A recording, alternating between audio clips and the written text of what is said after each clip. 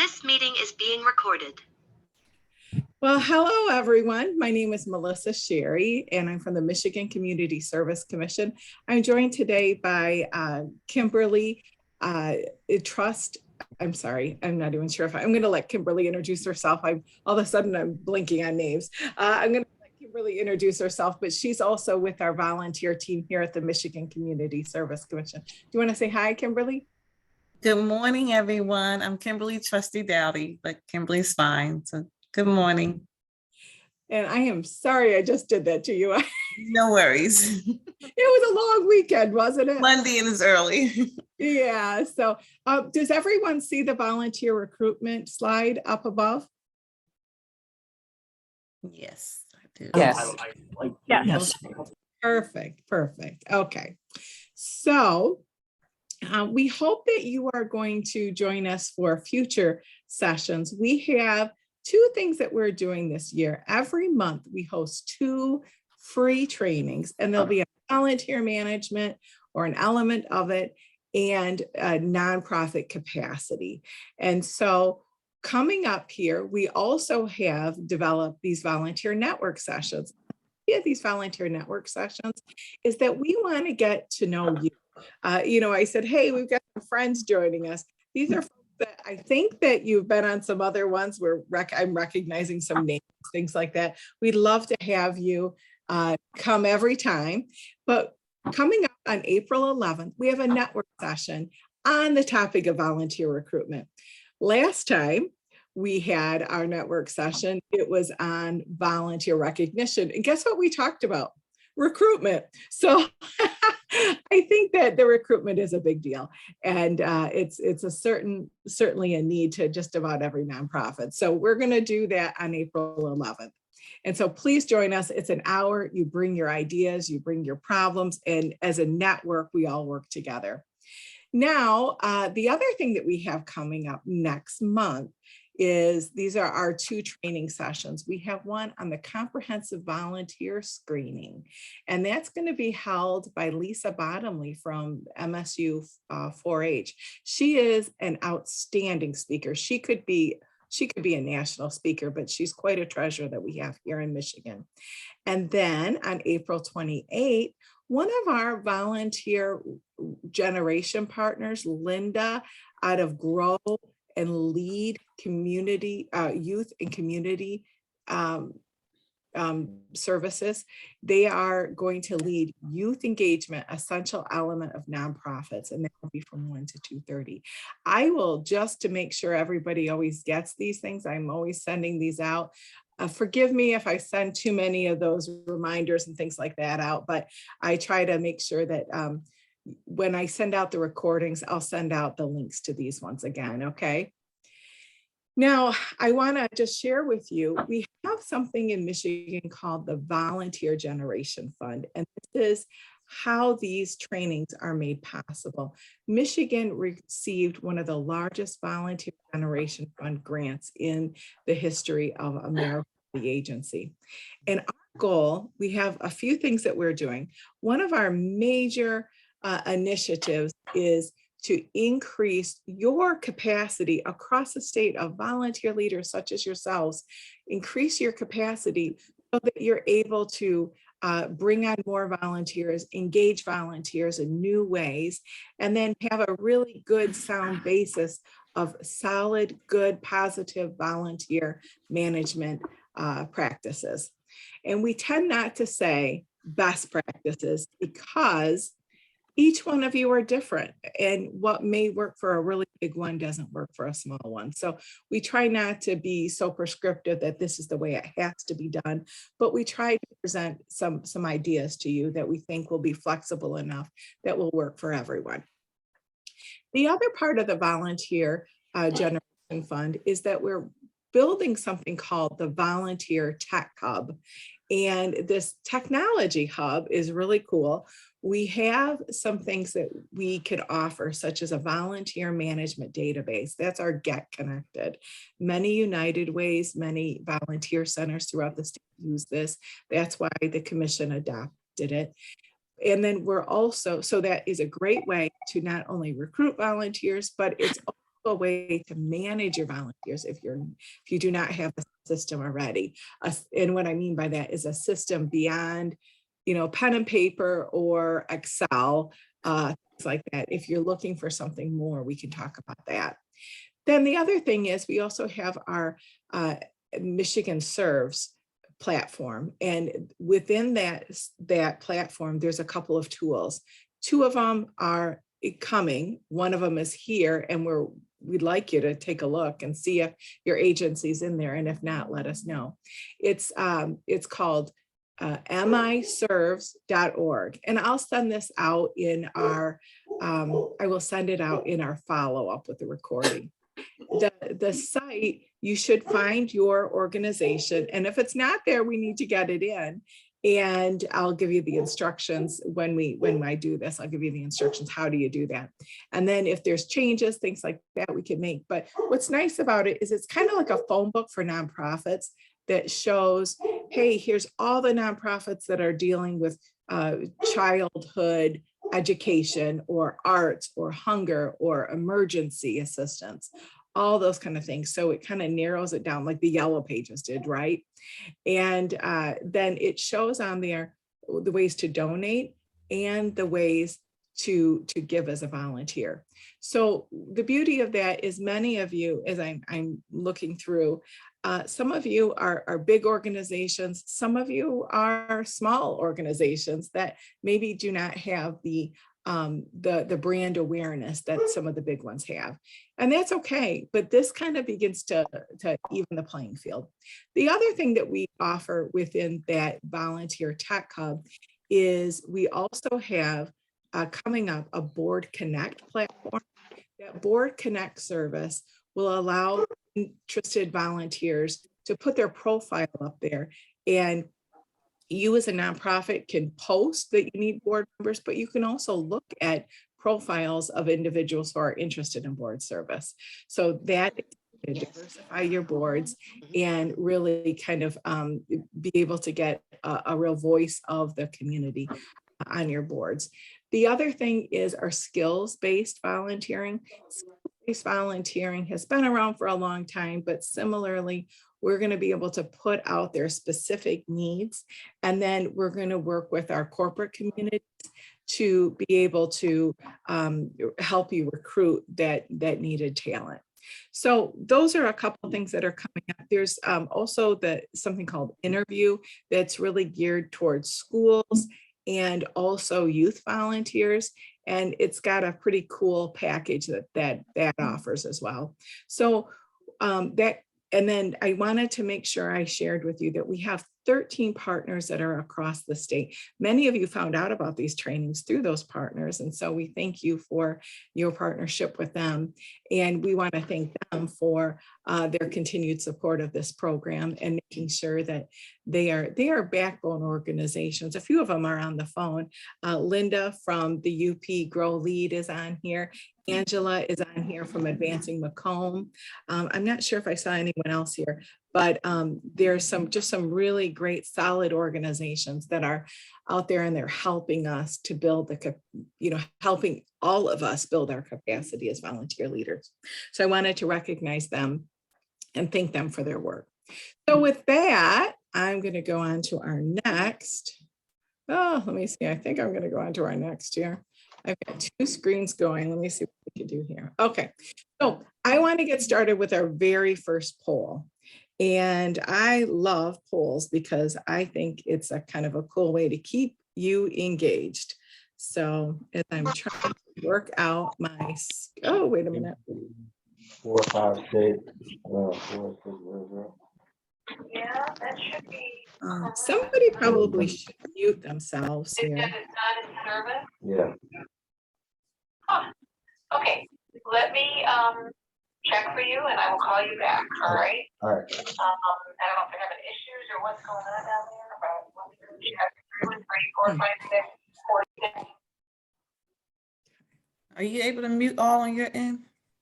Okay, so I'm going to go ahead and I'm going to launch the first poll. Can you all see the poll?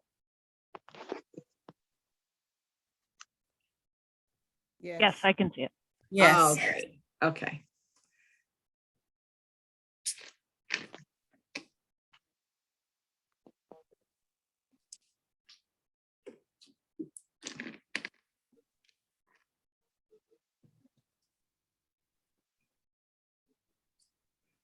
All right.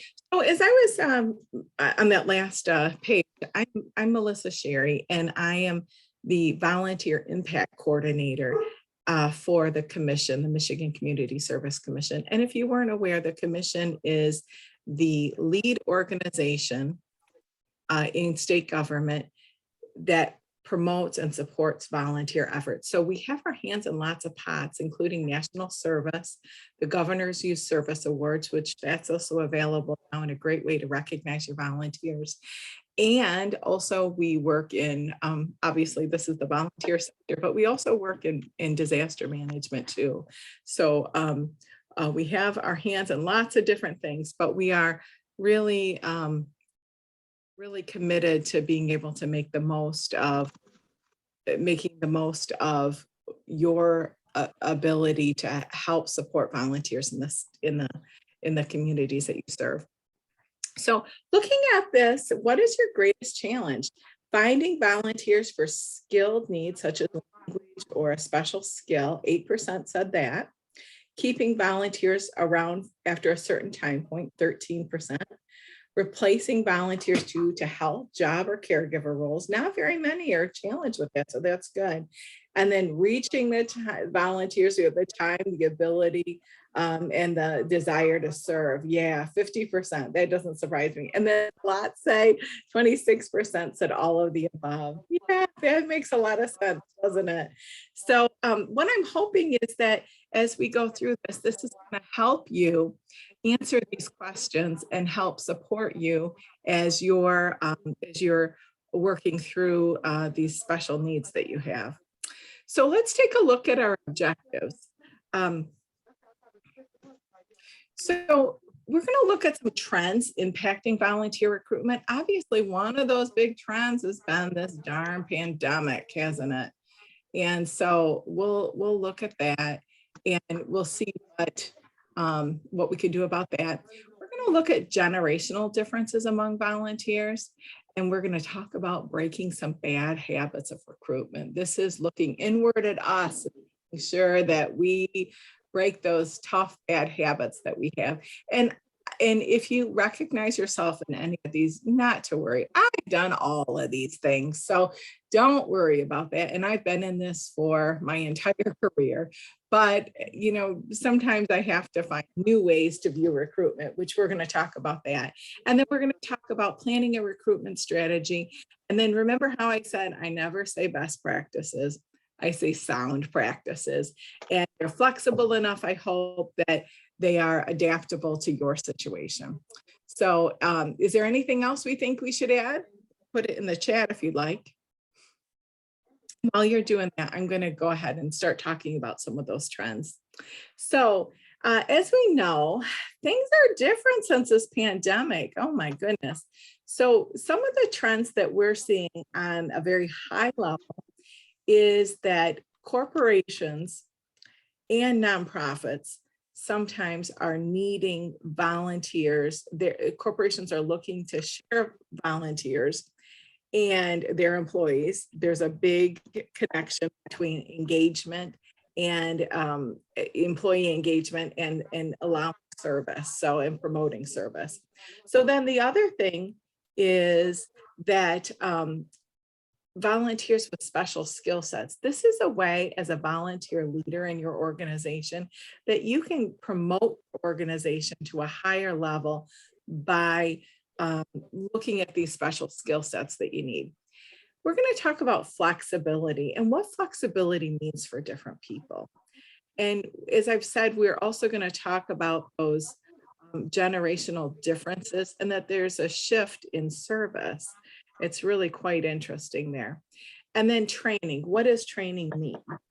And how do how should that be set up for different groups? And then we're going to review volunteer recruitment platforms. This is a huge bonus for us in terms of how we serve organizations and how we get the word out. So most of us are probably using an online volunteer recruitment platform, but we're going to talk about that for a few minutes today. And then online giving. There is a huge correlation between online giving and social media and volunteerism. Somebody is talking in the background. Do you mind muting yourself? I'm just hearing a little bit.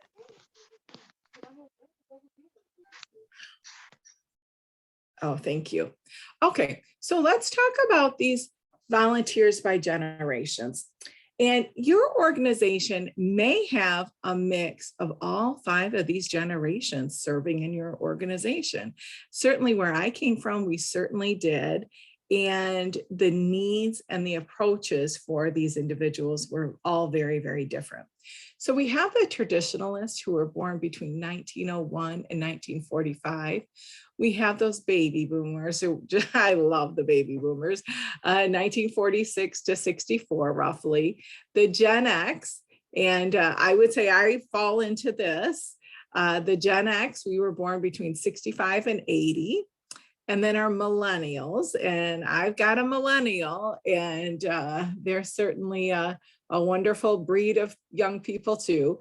81 to 1996, my oldest just fell into that. And then I have Generation Z, that's my latest one. And she's already 20. She's getting up there, right?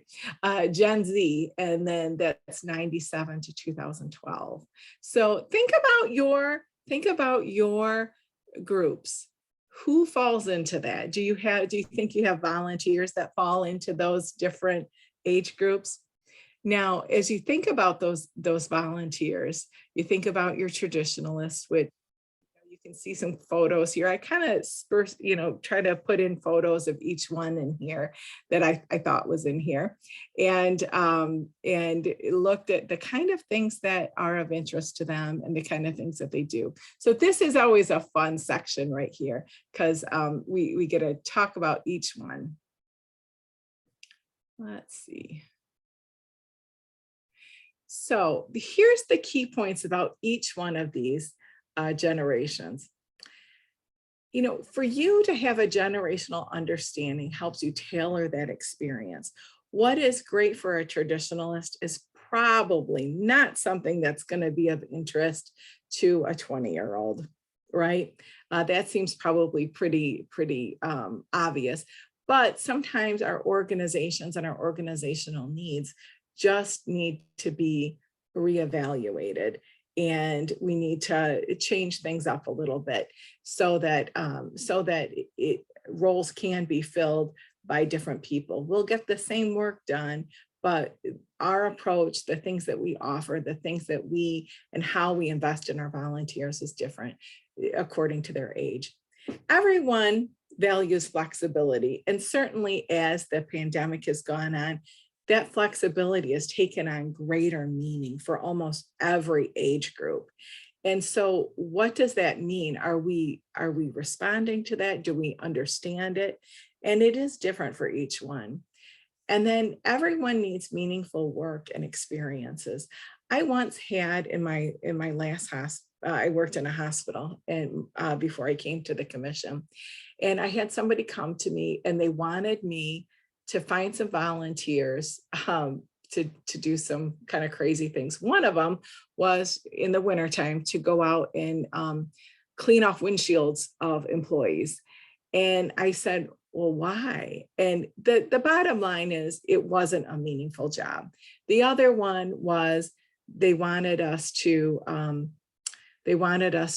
go out to the parking ramps and talk to people about where they're parking. And I was like, I don't know if you have any experience in this, but when someone is late for a doctor's appointment or an employee is late for work, that is like the last thing they want is someone to talk to them about where they parked. So I said, no, that's not, I want it might get somebody killed, but not only that, but it might, it's not going to be a rewarding or meaningful work experience.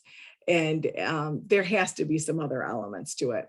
So Service needs to be focused on impact. And if you think about it, that, yeah, it's an impact for somebody, but it was giving them the work that an employee didn't want to do. That was the bottom line on that. And then the point here too is, as we look at these, we need to evolve as organizations. I certainly have been in that position where I needed to make opportunities more appealing, and I needed to offer more to be able to help volunteers stay engaged and remain with the organization.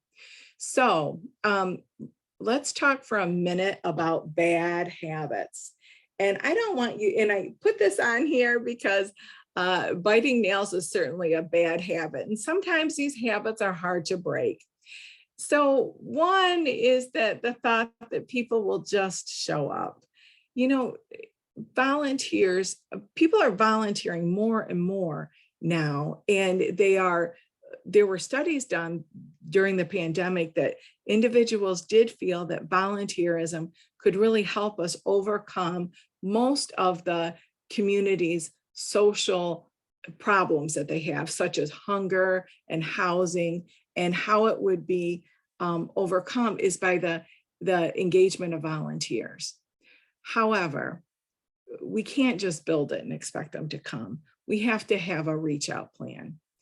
And then the other thing is expecting volunteers to stay. And I am going to say, first of all, I have been guilty of this and had to really work within organizations to help them see things differently.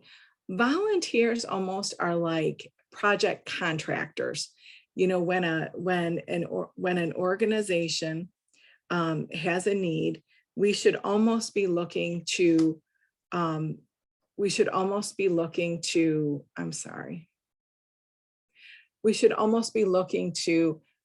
negotiate that project and then work with the volunteer to recruit them for the next project. So that is kind of where things are going versus just expecting them to stay. We would have an awards program where we would honor people for years of service. And I have to be honest with you, it never always felt great to me. I mean, it was a beautiful event. It was a really great way to commemorate people. And we had people that stayed for, lots of people that stayed for 50 years, a few people that stayed for 60 years. I think one stayed for 65. But at that point, their love, that's a legacy, a gift. It's an award on legacy, which there's nothing wrong with that. But what we were kind of failing to do on the opposite end, and we had to really work on this, is those people that are at 1 and 2 and 3 years, we weren't even recognizing them till 5 years. So what does that do to someone? And what does that, do? They're going to hang around for 5 years until we say, hey, thanks for being with us. And then we're going to wait another 5 years so we can say thanks again for being here for 10 years. And even though we had lots and lots of people that reached those points, they weren't staying for the award. They were staying because we had to find ways to keep them engaged. So expecting volunteers to stay, no. Planning for volunteer turnover is a great thing. Re-recruiting people along the way is a better option. The other thing is diversity without a plan for inclusion. We say that we want our organizations to reflect the communities that we serve, but how are we doing that? Have we had a meaningful conversation with our leaders of our organizations to be able to say, hey, we need to have a conversation about this. Do we understand what the diversity mix is of our volunteers? And that could mean anything from age to experience. Were they former clients of ours? Who are they? I mean, it's a lot of different elements that go into this. Here's another bad habit. One size plan for recruitment fits all. It doesn't. a lot of times the easy stuff and the things that we want to plan on and the things that it's easy to do this, to have passive volunteer recruitment approaches. Passive is passive and it does not get, it gets some people, but it doesn't recruit people for the things that we need. So we're going to talk about messaging today. And we're going to talk about messaging for certain elements, because the people have to be there to be able to hear the message. And then they have to be able to be motivated to respond to the message. And that's different for different groups. Here's another one. Then this is one that is just a pet peeve of mine. Blame it on the millennials. You know, I call that ageism on my part, but a lot, and maybe we have some millennials here too. I've worked with lots and lots of millennials in my career. I've been very fortunate for that. But I've also heard a lot of slams like, oh, those millennials, and they get blamed for certain things. They get blamed for job hopping. Oh, I mean, they never stick with anything. They're just considered like a rabble rouser. Well, to be perfectly honest, so are the baby boomers, and that's okay. But making sure that your culture has a respectful approach to people who are different and at different points than you are. So millennials, I think that's a very good point to take, that being respectful towards young people. Our millennials are volunteering at very significant rates. And so don't blame it on the millennials, because they are very sensitive to that, as am I. And I think it's become like an acceptable thing to joke around about. And then here's another thing: failure to train and reinvest in volunteers. Can you imagine in your professional lives if you never had any more training than the day that you started? They showed you where you put your coat, where you clock in, or you put your time sheet. They gave you a login, but they never gave you any more than that. How would you feel? My guess is probably not very well. So these are our bad habits. Can anyone else think of another bad habit that we need to break? And just unmute or put yourself in the, put it in the chat.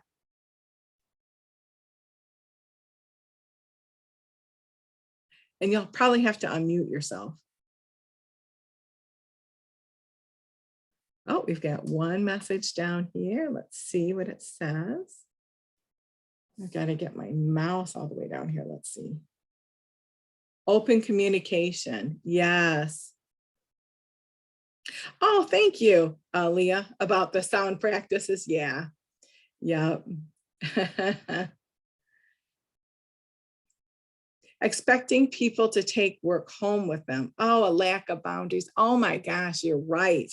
Yes, that is really tough. And then, that deal of us working at home, I think it makes it a lot easier to cross over those boundaries. We have some flexibility, but it's easy to not even respect ourselves and go beyond. Did someone have something that they wanted to add about a bad habit?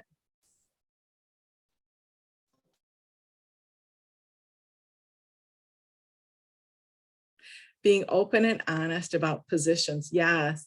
Not giving breaks or lunch periods. Absolutely. Being honest about expectations, requirements, and duration of service. Yes. These are all things that we really cover pretty clearly in onboarding. And yes, absolutely. So yes, keep them going here and we can each read them. So let's talk about a new vision for volunteer recruitment. Let me just make sure. I want to go back to this actually. I think I have a slide here. Oh, no. I want to go back to this. Sorry, I was probably messing with your eyes here. So let's talk about each one of these, like a traditionalist. A traditionalist is, they're on the older side of things, and the things that they value include um, um, they include, you know, a ladder of, you know, there's a CEO. They really do respect authority. They see you as a boss. They also value a job that needs to be done because a job needs to be done. And not to say that a traditionalist will never question things, but they tend to respect authority, and they'll do kind of those traditional jobs, and they'll stay around for a while, and as long as they can, you know, with their abilities. Now, the baby boomers, on the other hand, and I said I love the baby boomers, they were ones that were working towards tearing down those systems that the traditionalist built. Our volunteer program had, where I was from originally, had a very strong group of traditionalists, and very, very great people, honestly, wonderful people, beautiful people. But then as younger people started coming in, I can tell you that there was some friction there with the baby boomers. The baby boomers were like, let's make this easy, let's make this more fun. And these people, the baby boomers, are usually looking at their volunteer roles. I'm gonna have to listen to this. So Carla, I need you to mute there. Sorry, I'm sorry. Sorry. Oh, thank you, thank you. So the traditionalist, the traditionalist and the baby boomers, they get along well, but the reality is that the baby boomers are many times looking at this as a second career. And what they will tend to do is they will tend to, you know, they bring a lot of skill sets, leadership, and they do enjoy the status of things. So when you think about a status in your volunteer program, that's going to be much more appealing to a boomer. This is why more of them served on boards, and then now we're having issues with like, oh, nobody wants to serve on a board, because as we go into that Generation X, the Generation X, there are tons of Generation X volunteers that are volunteering right now, tons of them. Where are they volunteering? They're volunteering in schools. They're volunteering in a lot of ways that are helping their children. Their children are on different wavelengths. I volunteered a lot in my children's school. And then now that my children are graduating, I look for other things. And where am I looking for those? A lot of the Generation X volunteers in that generation are looking to social media. There was a study done that almost it was something like 30% of Gen Xers, female Gen Xers, have donated to a cause based on seeing a social media ad. So the power of social media is huge for Generation X. And it is not Snapchat, it is Facebook. That is our jam, is Facebook, okay? And while we are talking about that, Facebook is a great way, and using your social media is a great way to attract volunteers, especially the Gen Xers, but you know, the millennials and certainly the Generation Z, they are not looking on Facebook.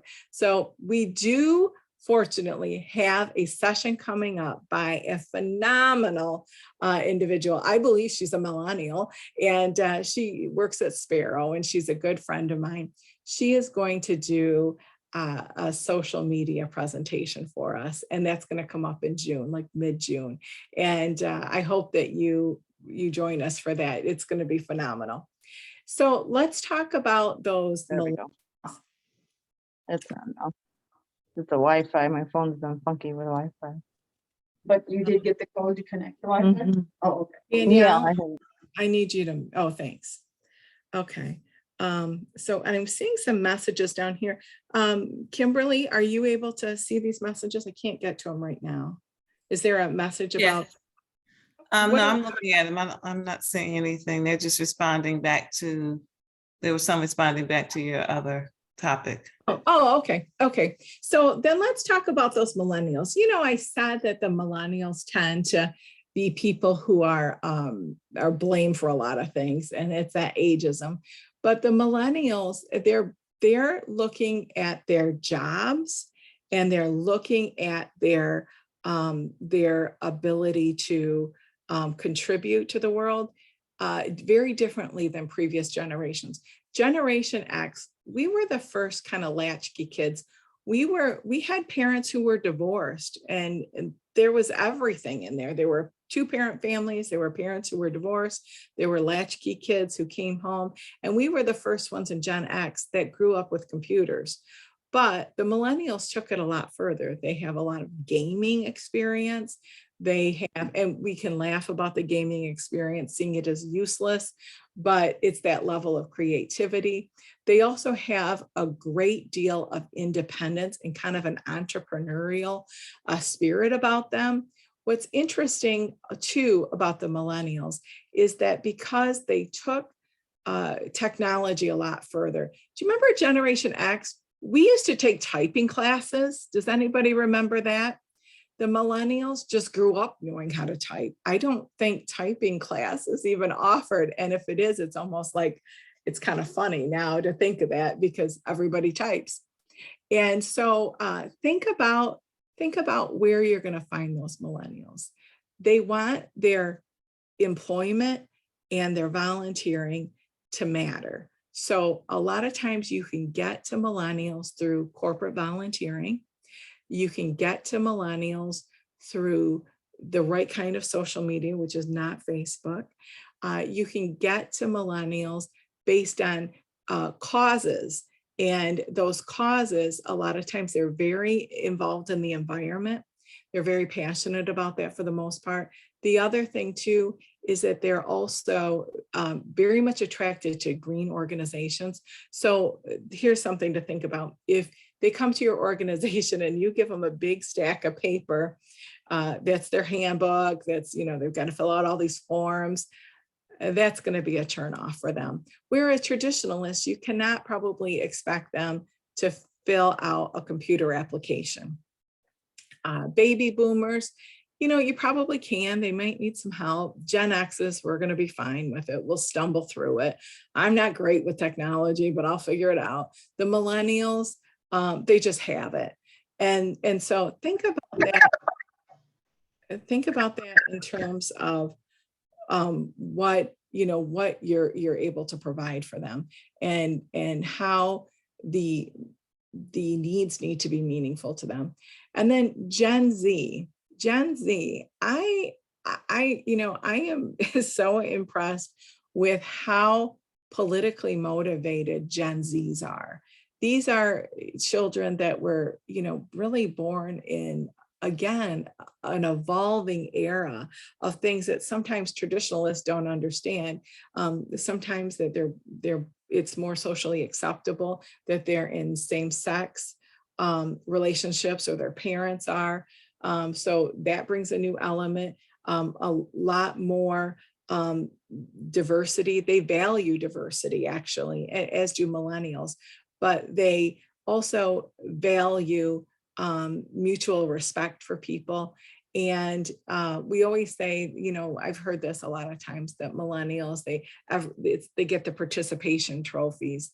And, they do value, the millennials also value a lot of positive feedback and communication. They tend to seek it, but so does Generation Z. They want to know that they're on the right track. So a lot of, purposeful check-ins, things like that are very important to them. Generation Z tends to be, again, climate change is one thing that they tend to be very passionate about. Things about equality, equity, and inclusion, social justice, those tend to be items that they're passionate about. And then they also, so that mutual respect for people, they're going to look for that in the culture of your organization. So making sure that your organization is ready for these individuals is really important. And my guess would be, these are people that are probably in college or just starting out in their careers. And I would say to be open to that, to understand that they're using every social media platform, and their social media platforms change. It is not like the MySpace of yesterday. Nobody uses MySpace anymore, but these folks are using a different platform. And my daughter is one of them. And it's interesting because I can't even keep up with them, but that interconnection and that their social circles are very different than the Gen X social circles. I had two best friends growing up. My daughter has a collection of online friends and her in-person friends too, but they communicate all the time. They're always in contact. And so that is another element with Gen Z to be aware of. And how do you communicate with them? Probably sending them an email is not going to do the trick. Does that make sense to folks? Feel free to unmute and tell me kind of what you're thinking here.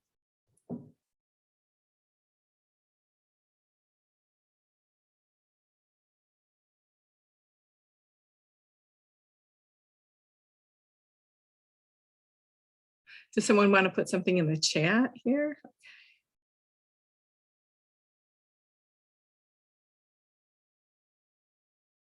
Yes, that is a great point, Kate. Millennials had Mavis Beacon teaches typing as well as in grade school. The old of us are pushing 40. We had the benefit of growing up tech involved. Yep. Oh, but hey,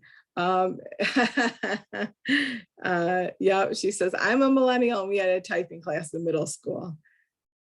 Yeah, the typing class. Oh, that's awesome. Okay, so let's talk about a new vision for volunteer recruitment. The first thing is the volunteer applications and onboarding. How many of you have an online application where volunteers can put it in at 2 o'clock in the morning and somebody contacts them? Can you put that in the chat if you don't mind?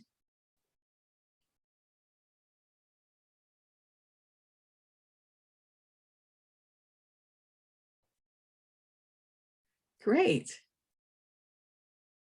Yeah. And with technology the way it is, it's a lot easier to do that. But even 5 years ago, oh, great, Robin. Yes, get connected. Yes.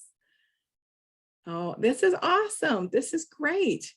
Well, that is a big way of doing things, making things easy for people.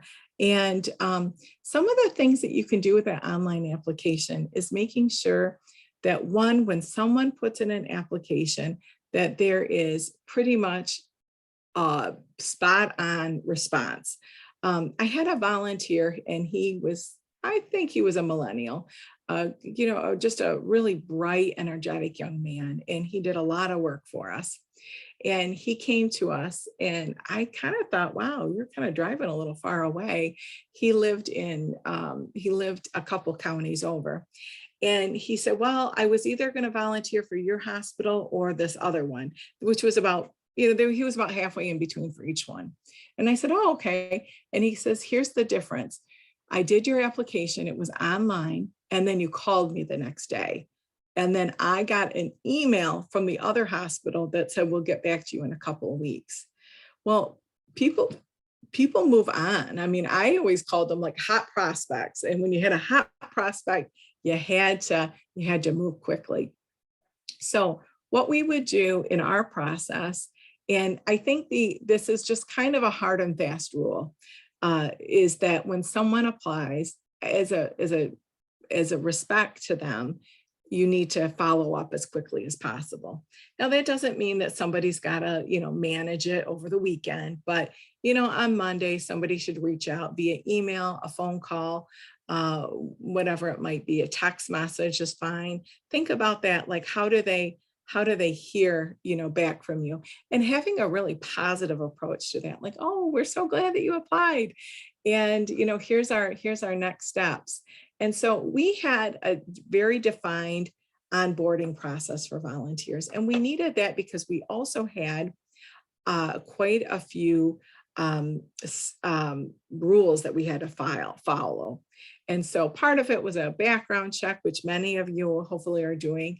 And then also the interview process, there's things that we had to find out. Plus, we needed to get to know the person so we knew how to place them in a great spot where they'd be feeling rewarded and things like that. So the volunteer application and onboarding process, making it simple, making it clear. One of the things that I would do is I would go step 1, step 2, step 3, step 4. And I never had more than 5 steps, no more than 5 steps. And I never told them the stuff that we did on the back. Now, our steps were probably a lot more complicated than that, but even for my team, I would simplify those steps. These are the things that everybody has to have done. But they always heard back from us within 24 hours of, a business day. And then identifying an opportunity and an appropriate approach. So for every kind of volunteer, going to a social club, I think the Lions are on here. I think I would have a variety of approaches. So one of the things that we did is we looked at, how do you find the traditionalist? You find them in church, you find them in social clubs, you find them through retiree groups. Those things really worked really well. And then how do you find the baby boomers? Well, sometimes they're still out there working. And so we would get to them through some different kinds of clubs like the Rotary. We would also get to them through fun things like exercise classes, community things. And then we would also do a very systemized approach where people would be able to bring people on. And we called it like a recruitment drive is what we called it. And then our Gen X, which is the group that I'm in, we would look to different things like schools. We would also look to churches. We'd also look to employers where we could do a presentation and kind of figure out when are they available and where do we need them. And so we would kind of do a real matching process on that. For the younger generations, like the millennials, we worked with colleges and we worked with professors at schools. We worked with corporations that hired a lot of college grads. And these are people who may be new to the community. And so they're looking for ways to make some connections. And then we also work with a number of schools to get those younger folks, our high school. And so sometimes it was, we would just have different approaches. The other kind of cool thing that we did too, and this was, I think that people thought I was a little crazy. We also worked with physicians, and physicians see a lot of people. And I remember that the first time that this worked, we were doing a tour, and it was part of a promotional blitz that we were doing.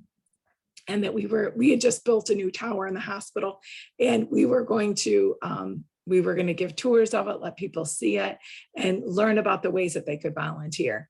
And we made sure that all of the physicians in the professional building, which is a big building that's connected to the hospital, that they knew this was coming up and maybe they could talk to their patients about it.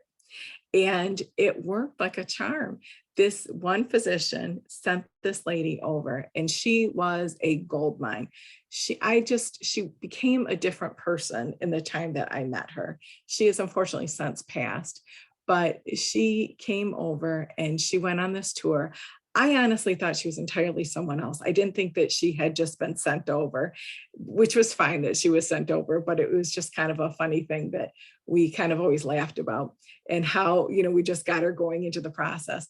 Well, she gets in there, and we start the tour and we start talking. And then after the tour, she pulls me aside and she starts crying.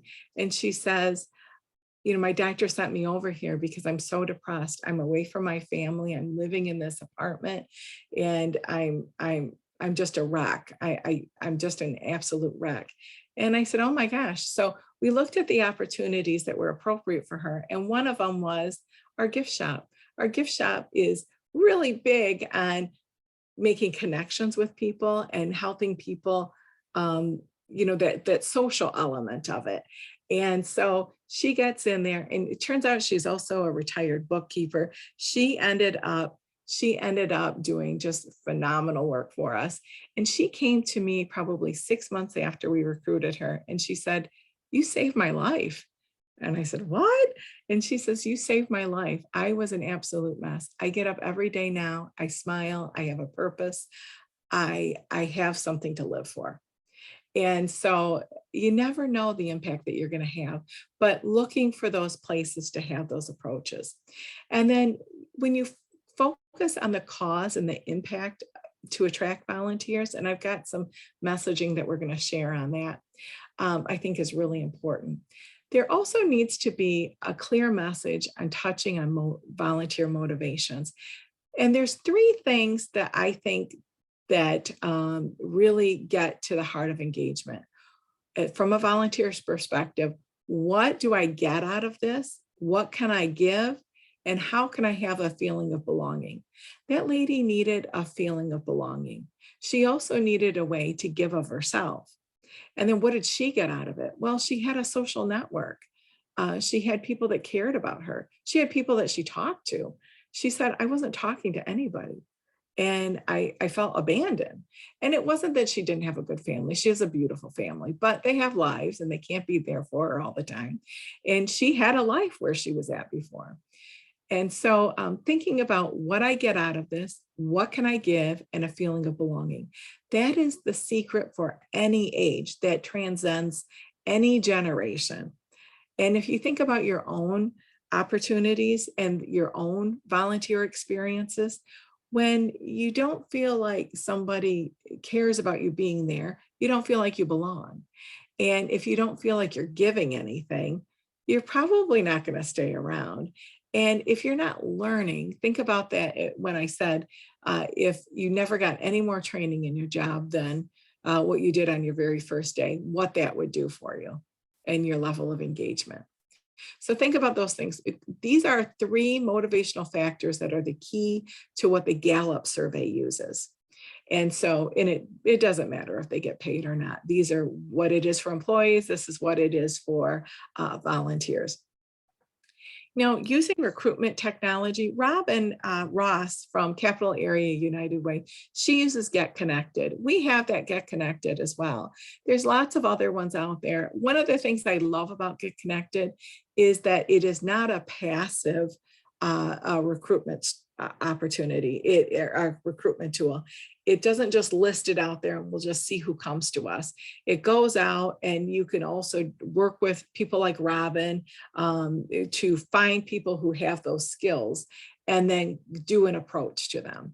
So I think having a technology, having a database is very important.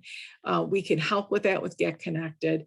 And also the other thing too is using those recruitment technologies to your advantage, keeping things up to date. I know Robin's probably shaking your head that is one of those challenges that we have when we're monitoring these things, are old ones. And you get that email from her that says, hey, it's more than 90 days old, updating them, making them fresh. Same thing with your volunteer website, updating the photos, things like that. And then here's another element. Remember that volunteer recruitment is everyone's job. It's the job of your current volunteers. It's the role of your volunteers that are your staff people, your board members. You should all be advocates for volunteers in the organization. And I absolutely love that when in any organization that I worked with, when someone would recruit a family member, especially when they would recruit their mom, that to me is the gold seal. If this place is good enough that you want your own mother to volunteer here, that is awesome. I happen to live in a neighborhood that has a lot of retirees, and I have involved a lot of our retirees in our volunteer opportunities. We have a Facebook group now. We used to have a newsletter in both of my past neighborhoods. And I would get a lot of people that just said, hey, this sounds interesting. I want to do this. And it's interesting because of the message. So let's look at messages now. Now, Melissa, yeah. excuse me.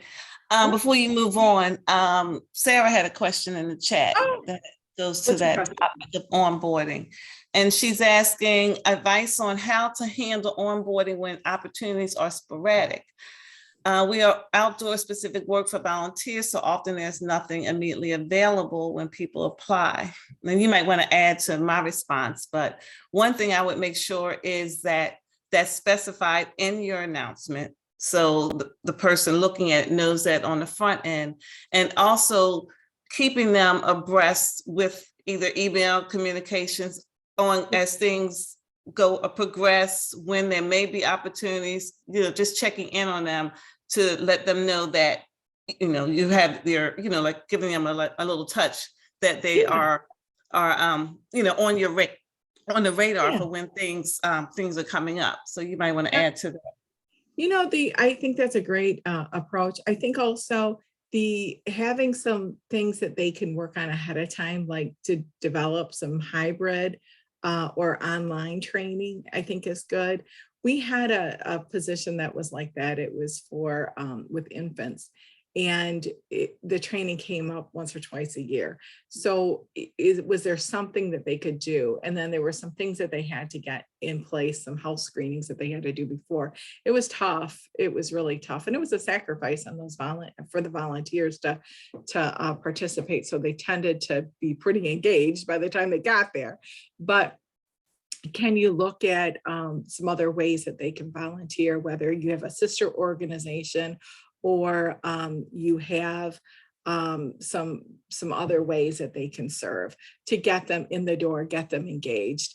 And then can you provide them some online training so they can get started, right away. Yeah, I hope that helps, and we can hang around for a few minutes after, and we can help too if you need it. So let's talk about the recruitment messaging. This is something from Volunteer Pro, which is Toby Johnson. I think she's got some great stuff out there. She says, start with one big idea. And here's the formula. Any type of volunteer you seek can solve a community issue by volunteering for your cause because. So here's an example. And the because is how it solves the issue. So here it is. Anyone who cares about our neighborhood health can help keep it clean and green by volunteering for West Town Greenway. We'll show them how to educate kids on easy ways to reduce pollution.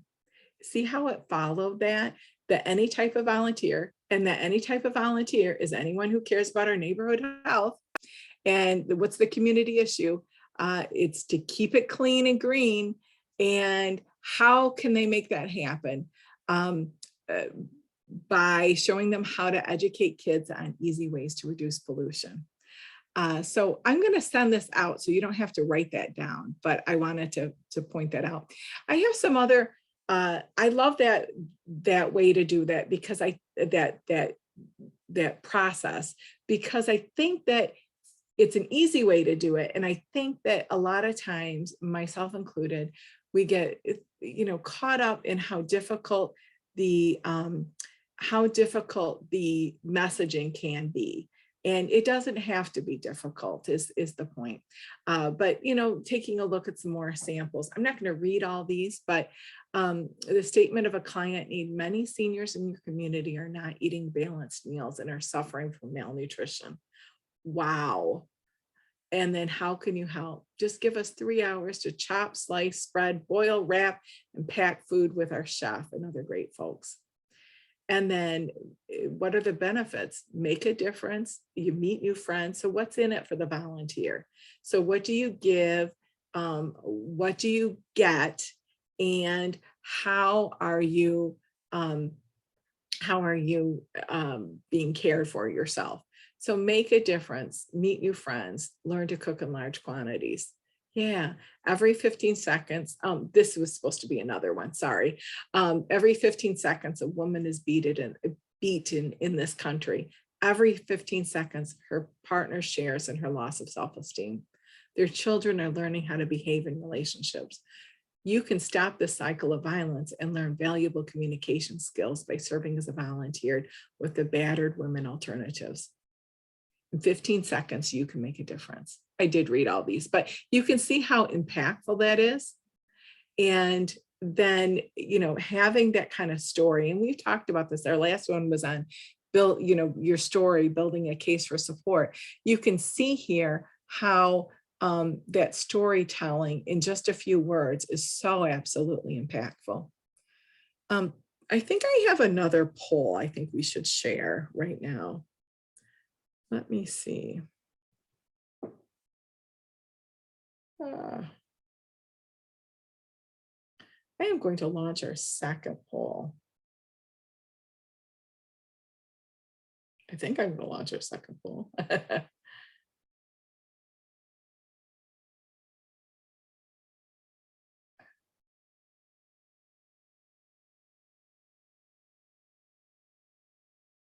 Oh, okay. I should have actually done this one before, but I'm going to go ahead and do this now.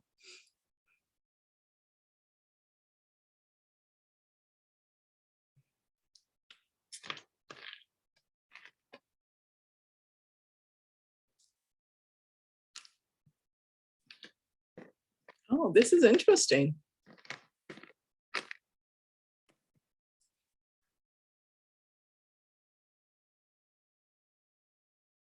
I'm going to share these results with you. Look at this. Do you believe your opportunities give volunteers at different points in their lives the experience they need to remain engaged and active? Yeah, that's awesome that 80% of you feel like you have various types of opportunities, but 20% need some help in this area. Well, that's okay. That's what we're here for you. And even those that have those, we know that we need to adapt and change. So, and everybody needs volunteers. So that's one of the reasons why we have to continue to get better. But I appreciate hearing this. This helps me too, in terms of how we proceed with our trainings and things like that. Let's go on. So here's a couple other recruitment messages. This second one is one that I find is interesting. Many elderly in our community live alone, live lonely stretches without a warm smile or embrace. Your family could adopt one of these senior residents. The members of your family will experience some rare quality time together while giving someone else's grandpa or grandpa a real lift. That is absolutely, that's just very sweet. That's very, very significant. And who wouldn't want to do that? Especially it's an opportunity for families to serve and things like that. That would be great. How about this first one? 1 out of 5 Americans cannot read this message. By volunteering to teach an adult to read and write, you can open a world of opportunity for someone who might otherwise be limited or stuck. We'll provide the training. You set the time and the place of the lessons. So it talks about that flexibility. It talks about how you're helping and that the impact that you're making. So I think that's kind of can help you, and you'll see these. I'll send these out. Let's talk for a moment about volunteer motivations. Volunteers kind of tend to fall into one of these different groups. The traditionalists tend to fall into a values as a way to express one's altruistic and humanitarian values. The problem that they're solving is I wish to live up to my values and help others who are less fortunate than I am. The career motivated person, which can many times be that baby boomer, they've learned a lot of skills in their career and they want a way to be able to use those. And then also that goes into even the millennials, it goes into the Gen X and in the future, probably the Gen Z, to improve my resume and increase my social contacts we're at that point where we're trying to do that. The baby boomers are at the way that they're probably on the social end of things, a way to develop and strengthen social ties. Baby boomers had a lot of networks and connections, and they'd like to be able to use those. They'd like to be able to contribute that in a positive way, but they know how to do those things. So I wish to act in a positive role model and want to volunteer with my friends and family. And that social could also go to Gen X too. So these kind of cover a number of them, but when you think about your opportunities and you align them with motivations, they can become much more valuable. And you see in those messagings how these things align to these motivations align and answer those challenges that they have there. Understanding a way to gain knowledge, skills, and abilities. And so the problem that those folks are looking towards is, I wish to learn more about the causes I believe in and build my skills in this arena. That many times can be that younger generation, that Gen Z that's coming up. They're very motivated for, climate crisis and learning how do you improve those situations. Enhancement, a way to build the ego and to develop.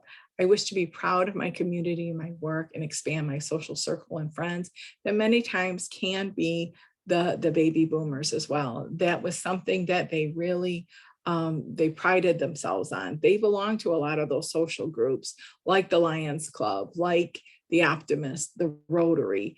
And not to say that there aren't younger people, but there is a difference in the volunteer roles, the involvement in those social organizations from today. Protective moves, a way to protect the ego from the difficulties of life.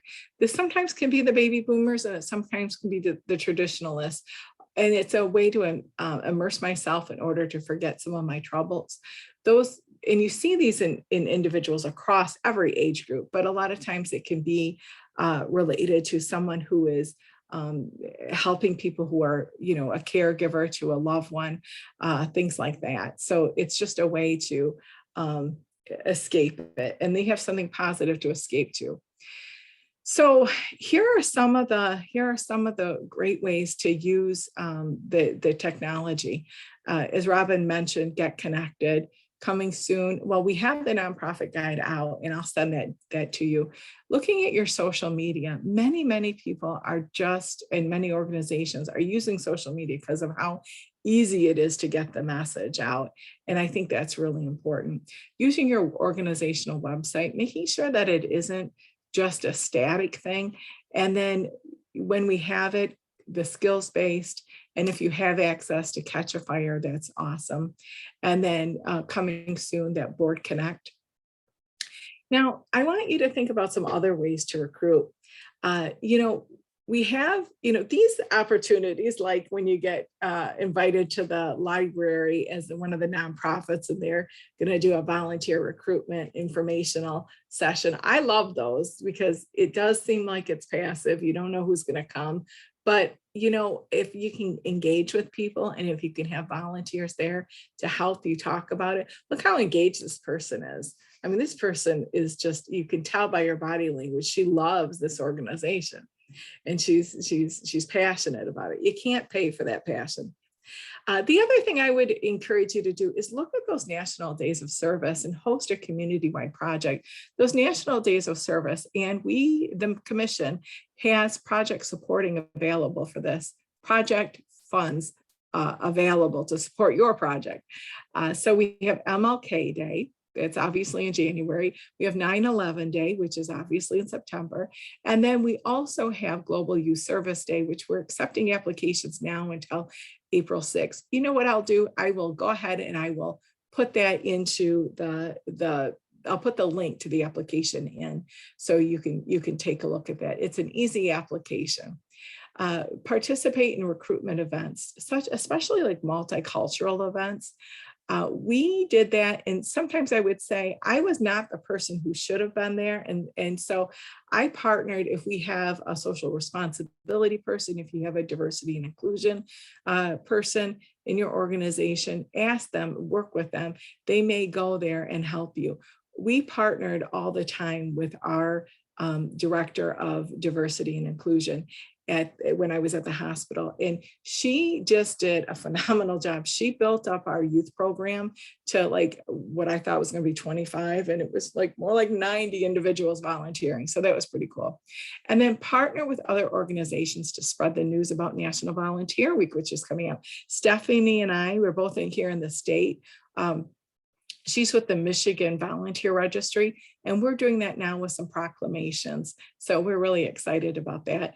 But then look to other nonprofits, and they may not even be anything that is closely even related to your organization, but you have contacts.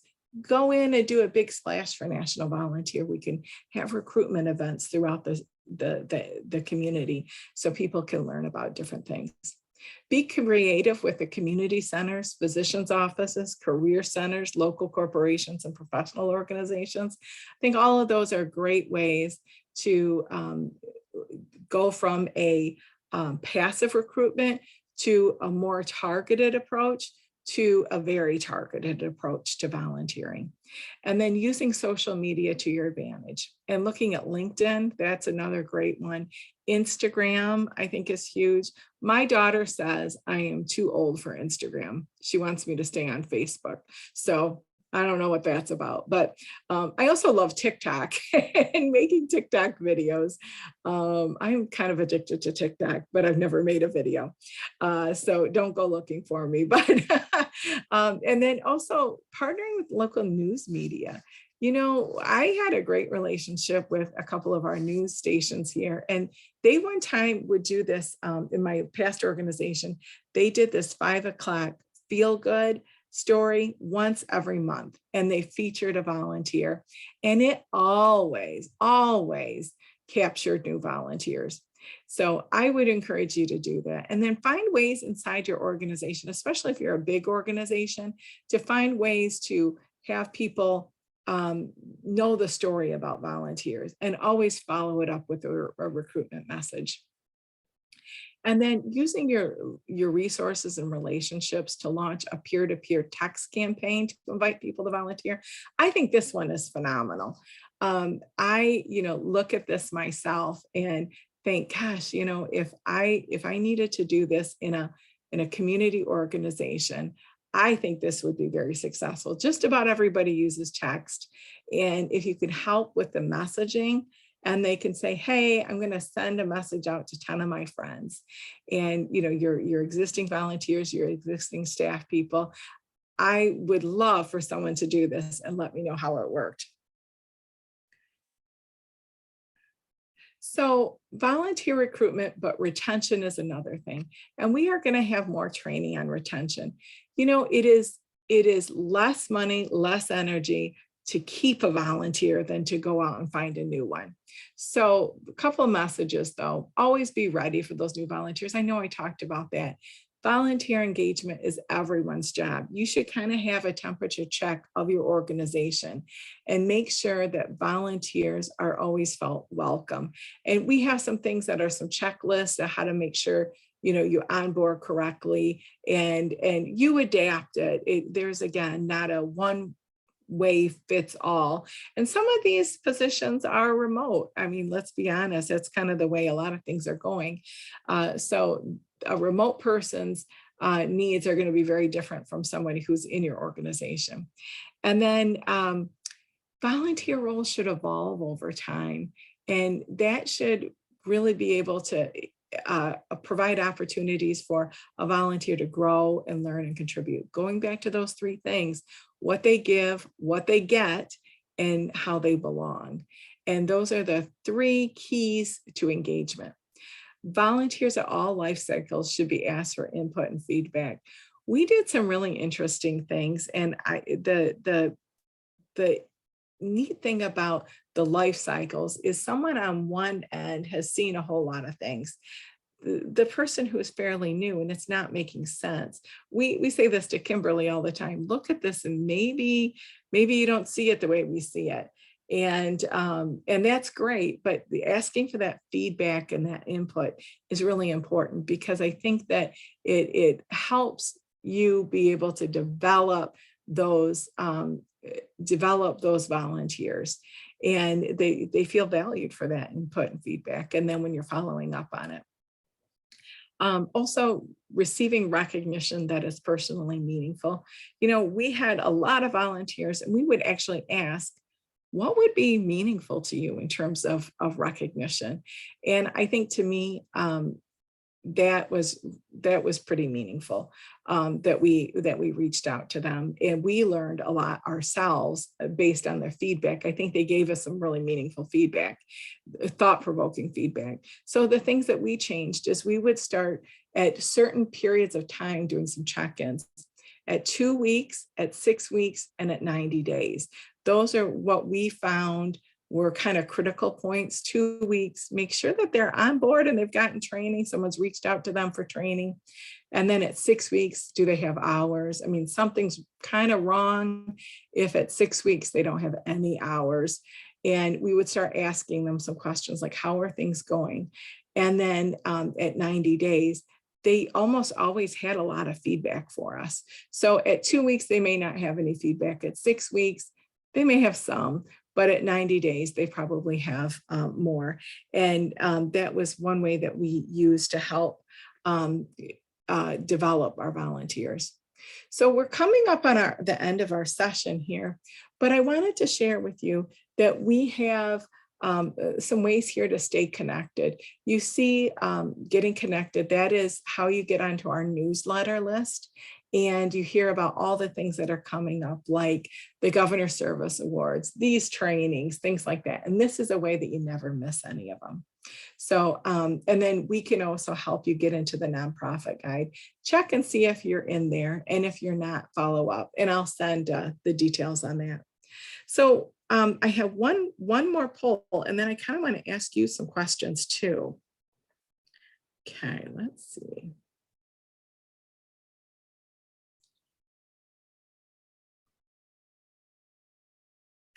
All right, here's our last poll. So, and at this time while you're answering, I would like you to unmute if you can. And are there any questions that you have? Are there things that you need some help with? And will you join us for the network meeting and we can all talk about these things?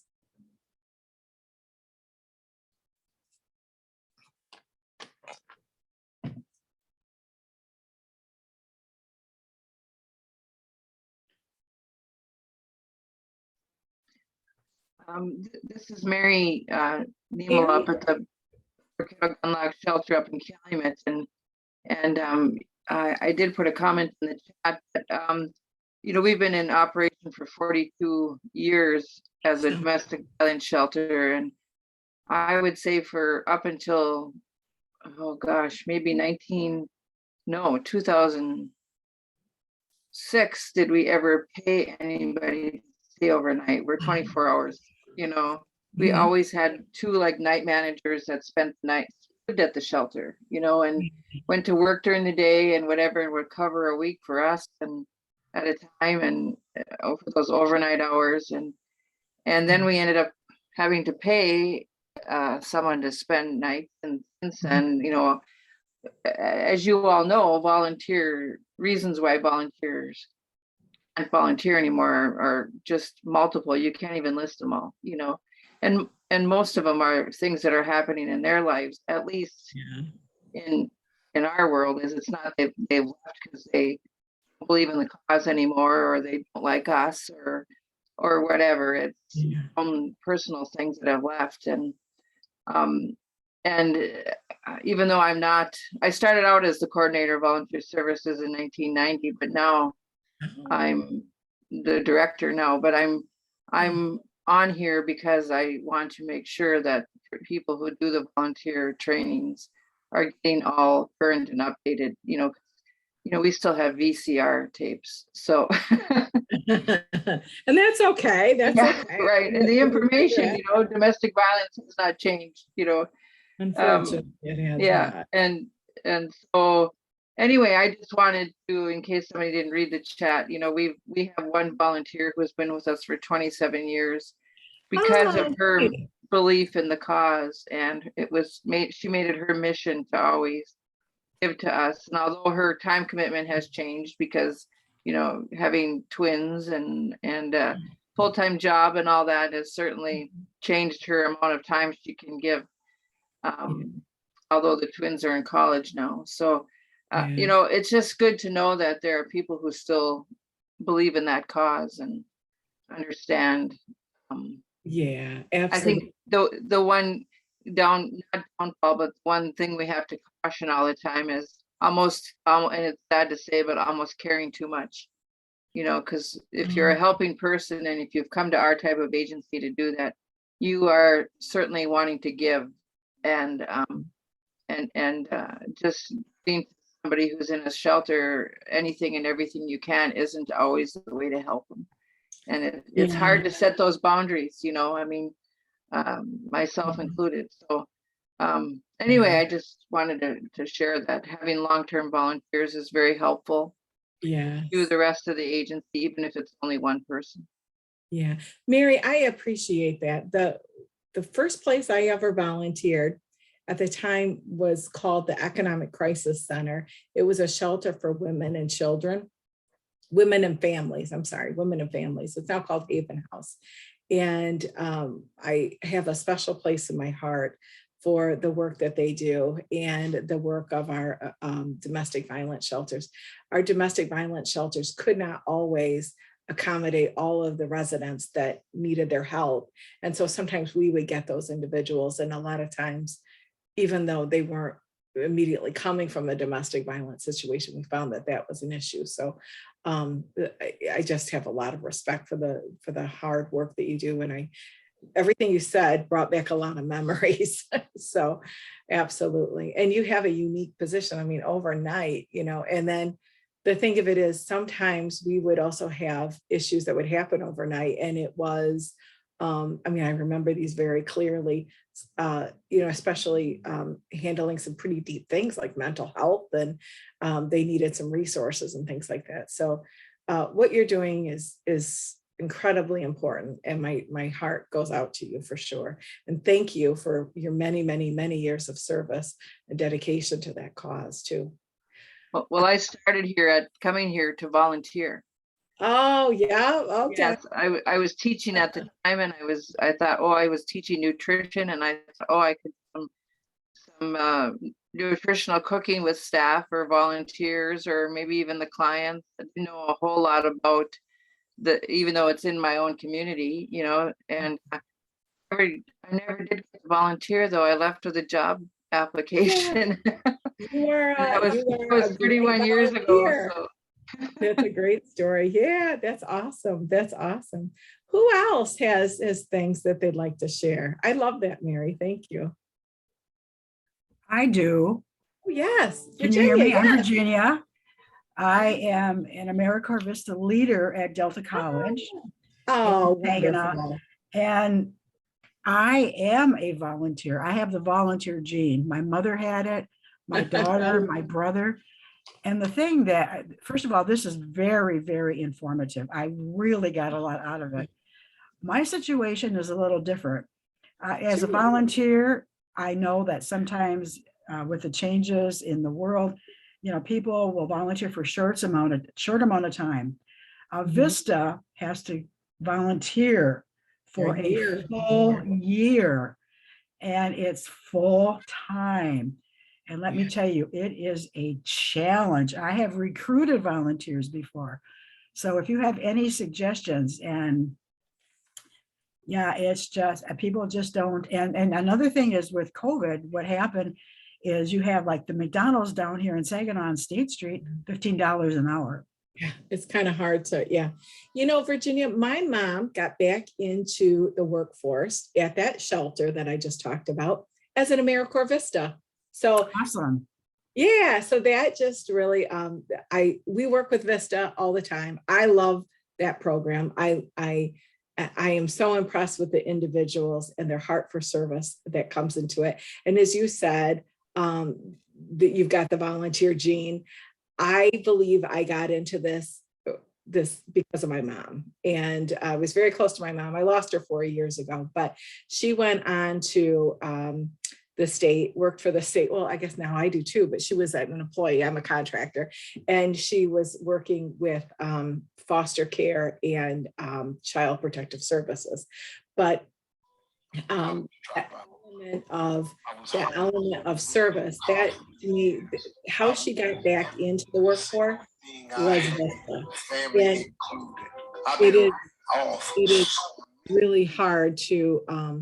it is really hard to to get back in after so many years, and you wonder if your career and things like that are, where you're at with it. So yes, I understand. We have lots of things that we can help you with here. I love to be able to partner with you at Delta College. I think that would be phenomenal. Well, one of the things too is that the criteria, our supervisor wants them to either have an associate's degree or a bachelor's degree. Mhm. So we're getting more and more specific, with the time frame that they have to serve. People are busy, they have part-time jobs, they have families. So Yeah. it's a challenge. So Is this the College Connect program where you're trying to bring more high schoolers into college? mhm. Oh, it is. But- Okay. But I mean, yeah, Delta has just a number of different things going on, but Yeah. and of course, with the pandemic, at one time we had 5 full-time vistas, and before the pandemic hit, that's how I got my start as a summer vista. We had 10 of us that were out there in the community, and it is just really kind of sad, that it has just diminished too. We have myself who just started back. I was at Delta for 3 years, and I was with AmeriCorps for 1 term prior to that. So Yeah. like I said, it's in the blood. But yeah, and to get somebody that can devote that amount of time with that level of education. Yeah, it's hard. Yeah. Yeah. Mhm. Yeah. We are recruiting right now for our summer associates. So I understand. If we can help, let us know. Yeah. If I you have would. any ideas. Yeah, I know. I would look to some of those like mom groups, and I would also look to Michigan Works. Yeah. And Oh yeah. Yep. yeah, and I would look within the college as well. I mean, you have a really good resource there. A lot of people are going back and getting things, although there seems to be, when the economy is really good, there are not as many people out there, returning back to education and willing to take a service role. Because McDonald's and they're $15 an hour. Taisha is on here from AmeriCorps. She just had a great idea. She said handshake. I don't know if you've used that. We've used that. And Taisha, do you know Virginia? Maybe. I don't. Okay. This lady, I know you see her, isn't she? Is she full picture up here? I always I've love seen her it. before. Yeah. Yes, with another. Yep. Yep. Yeah. Taisha is a great resource. Taisha, is it possible that are you okay if I pass along your contact information? And Yeah, that would be great. Okay, yeah, we're always helping each I other. think I spoke with her before. Yeah, with Okay. MCorps. Yeah. Oh, Yeah. yeah. Yeah. We're all in the We're same always boat. helping everybody else. So yeah, absolutely. Oh my gosh. Well, I think that we can give you some ideas at least. And thank you for your service. That's it's huge. I know some people have to go, and that's all right. Is anyone else hoping to ask some questions? I can stay around if you'd like. And you could use the chat as well. But I want to thank you for joining us today and to being a part of this. Thank you for your kind comments down here. And I will send out the slides. I'll send out the recording, and I'll also send out a couple of links. I want to send you the Governor Service Award, and please, put your volunteers in there and our heroes. That's a state recognition, and we just would love to have, those faithful stories of like your 20-year volunteer that's been up there as an overnight person. I love that. Put her in as a hero, and let's see where it goes. And then I'll put in the details for our April 11th networking that is on recruitment. So we'll have more of this kind of great conversation. Okay, goodbye, everyone. Thank you. Thank you. Happy Monday.